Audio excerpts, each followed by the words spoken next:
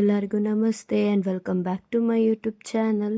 ಇವತ್ತು ನಾನು ಬಂದಿರೋದೇ ಅಯ್ಯಪ್ಪ ಪಡಿ ಪೂಜೆಗೆ ಬಂದಿದ್ದೀನಿ. ನಮ್ಮ ಚಿಕ್ಕಮ್ಮ ಮನೆ ಹತ್ರ ವರ್ಷ ನಮ್ಮ ಅಂಕಲ್ ಈ ಪೂಜೆ ಮಾಡ್ತಾರೆ.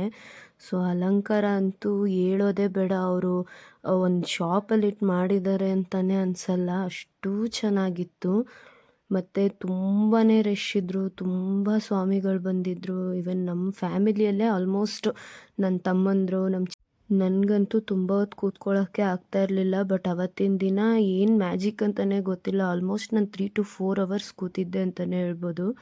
ಪೂಜೆ ಮುಗೀತಾ ಇದ್ದಂಗೆ ನಮ್ಮ ಚಿಕ್ಕಮ್ಮ ಫಸ್ಟ್ ನನಗೆ ಊಟ ಮಾಡಿಸಿ ಮನೆಗೆ ಕಳಿಸ್ಬಿಟ್ರು ಅವ್ರ ಮನೆಗೆ. ಯಾಕಂದರೆ ತುಂಬ ರಶ್ ಆಗಿಬಿಡುತ್ತೆ. ನನ್ನ ದೇವ್ರನ್ನೂ ನಾನು ಹತ್ರದಿಂದ ನೋಡಿರಲಿಲ್ಲ, ಅಷ್ಟು ರಶ್ ಇತ್ತು. ಎಲ್ಲ ಮುಗಿಸ್ಕೊಂಡು ಮನೆಗೆ ಹೊರಡೋವಾಗ ಅರಿಶಿನ ಕುಂಕುಮ ನಾವು ತಗೊಳ್ಬಾರ್ದು, ದೊಡ್ಡೋರು ಇಡಬೇಕು.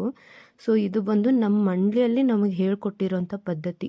ದೊಡ್ಡವ್ರ ಅರಿಶಿನ ಕುಂಕುಮ ನಮಗಿಟ್ರೆ ಅದು ನಮಗೆ ಆಶೀರ್ವಾದ ಅನ್ನೋ ಹಾಗೆ. ಸೊ ಅಲ್ಲಿಂದ ಹಾಗೆ ನಮ್ಮ ಅತ್ತಿಗೆ ಶಾಪಿಂಗ್ ಹೋಗಬೇಕು ಅಂತ ಹೇಳಿದ್ರು. ಓಕೆ, ಕೆಳಗಡೆ ಹೋಗಿ ದೇವ್ರನ್ನ ನೋಡಿಕೊಂಡು ಹಾಗೆ ಹೊರಡೋಣ ಅಂಥೇಳಿ ಇಲ್ಲಿ ದೇವ್ರನ್ನ ನೋಡ್ತಾ ಇದ್ದೀನಿ. ಅಲಂಕಾರ ಅಂತೂ ತುಂಬಾ ಚೆನ್ನಾಗಿ ಮಾಡಿದ್ರು. ಹತ್ರದಿಂದ ಅಂತೂ ಅಷ್ಟು ಚೆನ್ನಾಗಿತ್ತು ದೇವ್ರು ನೋಡೋದಕ್ಕೆ. ಸೊ ಅಲ್ಲಿಂದ ಹಾಗೆ ನಾವು 5th ಮೈನ್ಗೆ ಹೋದ್ವಿ. ನಮ್ಮ ಅತ್ತಿಗೆ ಏನೇನು ಬೇಕೋ ಅವರೂ ಪರ್ಚೇಸ್ ಮಾಡ್ತಾಯಿದ್ರು.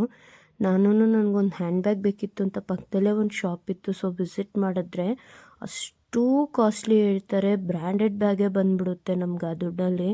ಸೊ ನಾನಂತೂ ತಗೊಳ್ಳೋಕ್ಕೆ ಹೋಗಿರಲಿಲ್ಲ, ಯಾಕಂದರೆ ನನಗದು ವರ್ತ್ ಅಂತ ಅನ್ನಿಸ್ಲೇ ಇಲ್ಲ. ಸೊ ನಾನು ನೆಕ್ಸ್ಟ್ ಟೈಮ್ ಎಲ್ಲಾದರೂ ಔಟ್ಸೈಡ್ ಹೋದಾಗ ತಗೊಳ್ಳೋಣ, ಇಲ್ಲ ಯಾರ ಹತ್ರ ಆದರೂ ಹೇಳಿ ತರಿಸ್ಕೊಳ್ಳೋಣ ಅಂತೇಳಿ ಹಾಗೆ ಬಂದುಬಿಟ್ಟೆ ನಾನು. ಸೊ ಇಲ್ಲಿವರೆಗೂ ನನ್ನ ವಿಡಿಯೋ ನೋಡಿದಂಥ ನಿಮ್ಮೆಲ್ರಿಗೂ ತುಂಬಾ thanks and keep supporting. Thank you.